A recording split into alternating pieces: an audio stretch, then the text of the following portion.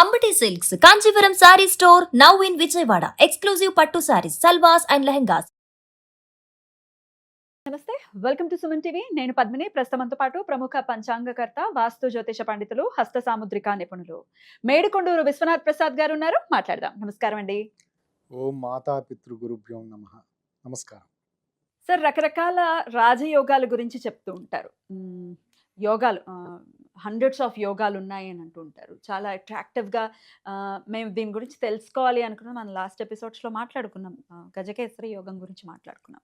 అటువంటిదే one of the yogas విపరీత రాజయోగం. ఏమిటి విపరీత రాజయోగం? విపరీతం అని ఉంది కాబట్టి నిజంగానే విపరీతంగా రాజయోగం పడుతుందేమోనన్న భావనలో ఉంటాము. బట్ దాంట్లో ఉన్న నిజాలు ఏమిటి? అసలు విపరీత రాజయోగం ఎలా ఏర్పడుతుంది? ఇవన్నీ ఒక్కసారి మీ ద్వారా సార్. తప్పకుండా అండి.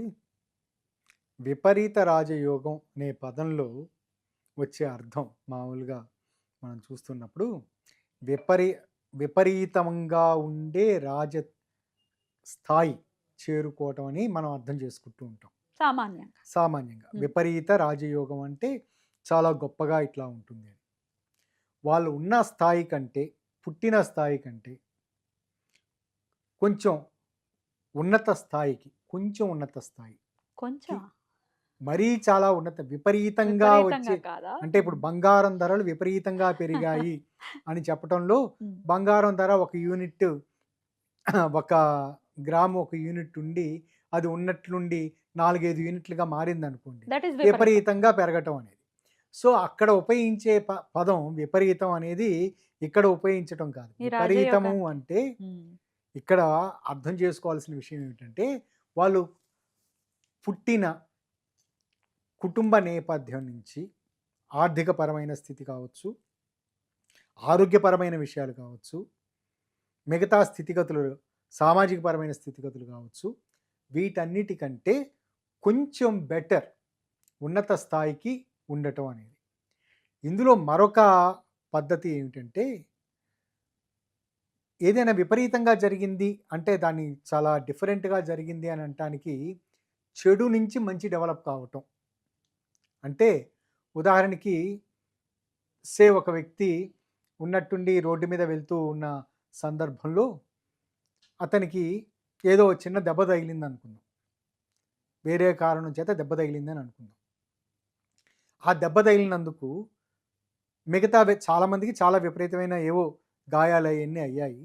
ఆ సంఘటన కారణం చేత ఉన్నట్టుండి గవర్నమెంట్ ఆ సంఘటనలో ఉన్న వ్యక్తులకి, సంఘటనలో గాయపడిన వ్యక్తులకు కాంపెన్సేషన్ ప్రకటించింది.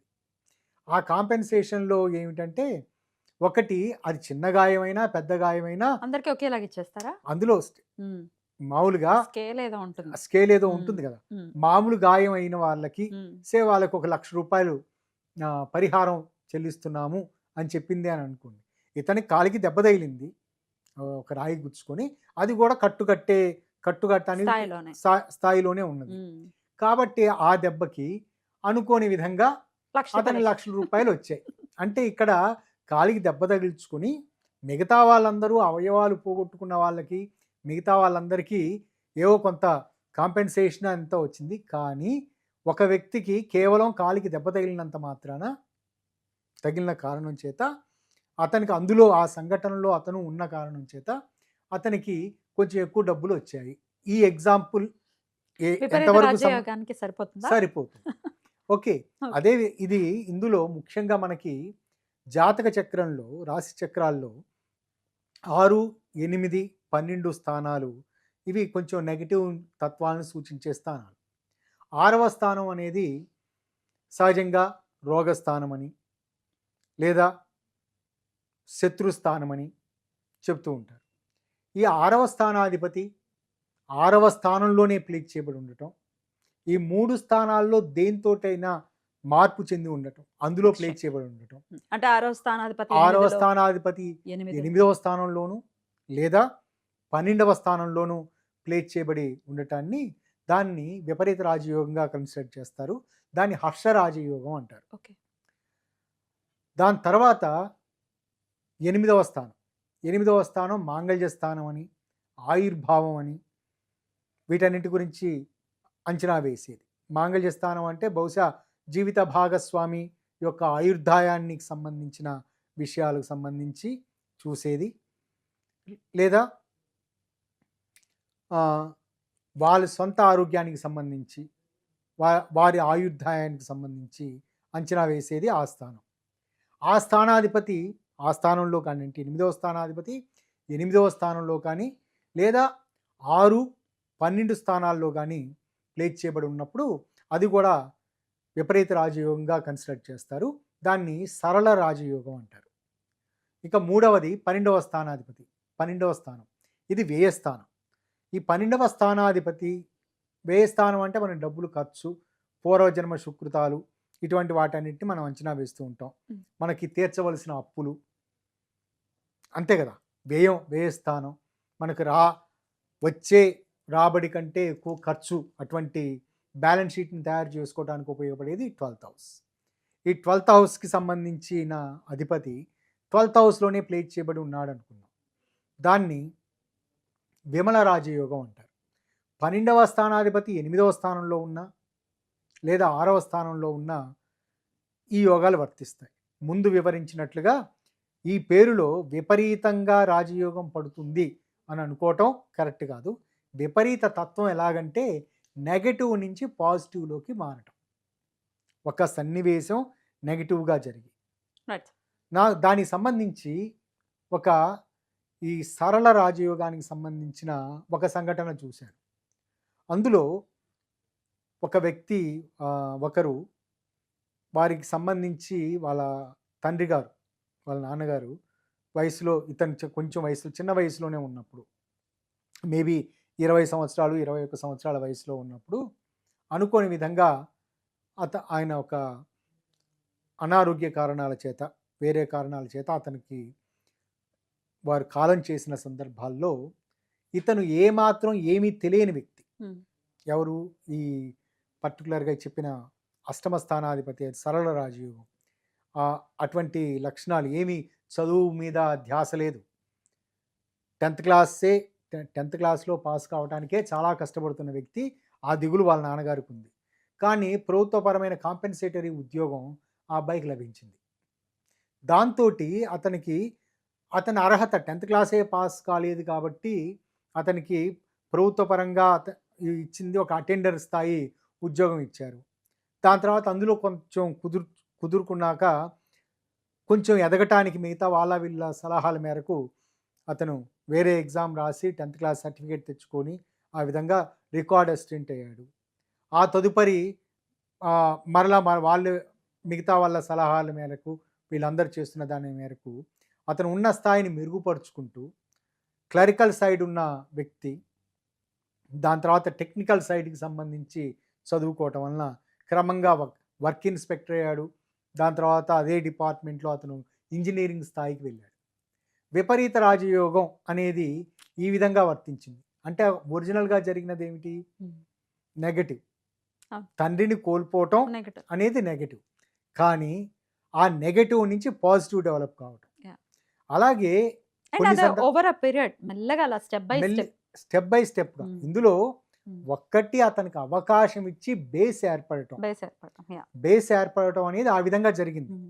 నేను చెప్పిన ఉదాహరణ కేవలం ఈ విధంగా ఉంటుందని, ఇట్లా మిగతా కొన్ని ఉదాహరణలు వేరేగా ఉండొచ్చు. బహుశా ఏదైనా చిన్నప్పటి నుంచి పడుతున్న కష్టాలు, సరైన తిండికి ఇది లేకుండా ఇబ్బంది పడుతున్న వాళ్ళు కసిగా పనిచేయటం, నేను ఎలా అయినా ఒక ఉన్నత స్థాయి చేరాలి అనే ఉద్దేశంతో కసిగా చేస్తూ ఉండటం, క్రమశిక్షణతోటి వెలగటం, వీటి కారణాల చేత వారు క్రమంగా ఆ స్థితికి చేరటం. అంటే వాళ్ళు పుట్టిన, వాళ్ళు ఎదుర్కొన్న, పెరిగిన ఈ వాతావరణ, ఈ తత్వాల నుంచి మంచి స్థాయికి చేరుకోవటం, ఈ లక్షణాలను ఈ విపరీత రాజయోగం సూచిస్తుంది. కానీ ఇందులో ముఖ్యమైన పాయింట్ ఏమిటంటే, ఇవి వర్తించాలి అంటే ముఖ్యంగా లగ్నం, వారి లగ్నం చాలా బలంగా ఉండాలి. బలంగా ఉండటం అంటే లగ్నము, లగ్నాధిపతి, లగ్న కారకుడు రవి. సహజంగా తనూభావానికి కారకుడు రవి. భావము, భావాధిపతి, భావకారకుడు, ఇవి చాలా ఇంపార్టెంట్. మనం ఏదైనా ఒక జాతక విశ్లేషణ చేస్తున్నప్పుడు అవసరమైన విషయాలు. ఇందులో రవి యొక్క కారకత్వం అంటే లగ్నానికి సంబంధించి లగ్న కారకత్వ గ్రహం రవి చాలా చక్కగా ప్లే చేయబడి ఉండటం, దాని తర్వాత లగ్నాధిపతి చాలా మంచిగా మిగతా గ్రహాలతోటి ఎటువంటి చెడు సంబంధం లేకుండా, అంటే ఇలా ఆస్పెక్ట్ చెడు సంబంధం అంటే లైక్ స్క్వేర్ కానీ అపోజిషన్ కానీ ఇటువంటివన్నీ లేకుండా ఉన్న సందర్భాలలో వారికి ఈ రాజయోగాల వలన, ఈ విపరీత రాజయోగాల వలన నిజంగానే చాలా అదృష్టం కలిసి వస్తుంది. అంటే అనుభవరీత్యా వాళ్ళు మంచి అనుకూలమైన ఫలితాలను పొందుతారు. ఇందులో మొట్టమొదటి చెప్పిన హర్షరాజయోగం అనే దానికి సంబంధించి అది రోగస్థానానికి సంబంధించింది, 6th హౌస్. దీంట్లో వాళ్ళకి అనారోగ్య సమస్య ఏదైనా డెవలప్ అయ్యి అనారోగ్య సమస్యకు సంబంధించి విపరీతంగా చాలా కష్టపడి చాలా దానికి సంబంధించిన రకరకాల వైద్య విధానాలను పాటించటం, క్రమశిక్షణ అలవాటు చేసుకోవటం, ఆహార నియమాల్లో క్రమశిక్షణ ఇలా అలవాటు చేసుకొని వారు క్రమంగా వాళ్ళలో ఉన్న ఇమ్యూనిటీని పెంచుకునే పరిస్థితులు ఉంటాయి. మొట్టమొదట వాళ్ళ స్థాయి ఇమ్యూనిటీ లేని కారణం చేత అనారోగ్య సమస్యలు, ఈ సమస్యల కోసం విపరీతంగా కష్టపడటం అది నేపథ్యం. కానీ క్రమంగా వారున్న ఎన్విరాన్మెంటల్ కండిషన్స్ వీటన్నిటి కారణం చేత ఈ విధంగా ఉండాలి, ఈ విధంగా ఉండకూడదు, ఈ మందులు వాడాలి, ఈ మందులు వాడకూడదు, లేదా ఇటువంటి ఆహార పదార్థాలు తినాలి, ఇవి తినకూడదు అనే ఒక స్వయం నియంత్రణ ఏర్పరుచుకుని క్రమంగా వారిలో ఇమ్యూనిటీని పెంచుకుంటూ పక్కవారికి చాలా తీవ్రమైన ఇబ్బందికర సమస్యలు వస్తున్నప్పటికీ, అలాగే ఇప్పుడు 12వ స్థానాధిపతి వ్యయస్థానాధిపతికి సంబంధించిన విమల రాజయోగానికి సంబంధించి తల్లిదండ్రులు వారెవరు అనుసరించని, అంటే వారెవరికి అందిరాని వాళ్ళ పూర్వార్జిత పిత్రార్జితాలు తల్లిదండ్రుల మరణానంతరం ఆ వ్యక్తి అనుభవించటం. దానికి ఏమిటంటే తల్లిదండ్రులు ఎప్పుడూ చాలా ఏదో వివాదంలో ఉంది, ఆస్తి వివాదం ఉంది, ఆ వివాదం తేలేంత వరకు మనకి రాదు, కాబట్టి దాని మీద ఆశలు వదిలేసుకోవాలి అన్న టైప్లో ఉండి వాళ్ళు అదే ఆర్థికపరమైన సమస్యలతోటి బేదరికంతో వాళ్ళు వెళ్ళిపోయారు. కానీ ఇతను వచ్చేసరికి అది చూసిన తర్వాత వాళ్ళందరితోటి ఎవరెవరితోటైతే ఆస్తి వివాదాలు ఇటువంటివన్నీ ఉన్నాయో వాళ్ళందరితోటి చక్కగా వెళ్ళి మాట్లాడి, అంటే వాళ్ళ ముందు జనరేషన్ తల్లిదండ్రులేమో అహంకారానికి పోయి నేను వెళ్ళి మాట్లాడటం ఏమిటి, దేని గురించి వాడే మన దగ్గర రావాలని ఇట్లా ఉంటాయి కదా. ఇటువంటివి కాకుండా ఇతను వాళ్ళతోటి కూర్చొని మాట్లాడి ఇది సెటిల్ చేసుకోవటం వలన దాని తర్వాత ఇతను చాలా ఉన్నత స్థాయికి వెళ్ళాడు. ఆస్తి కలిసి వచ్చి, అంటే అతను ఉన్న వాతావరణం కంటే పెరిగిన వాతావరణం కంటే ఈ రాజయోగాలు ఉన్న సందర్భాలలో క్రమంగా ఎదగటానికి ఉపయోగపడ్డాయి. అద్భుతం. ఇట్లా ఉంటాయి విపరీత రాజయోగాలు ఒకవేళ ఉంటే గనక. అవి ఉన్నాయా లేవా అనేది డెఫినెట్గా చాట్ చూస్తేనే అర్థమయ్యేటటువంటి పరిస్థితి. రైట్ సార్, చాలా చక్కగా వివరించారు సార్. కృతజ్ఞతలు. నమస్తే. నమస్కారం.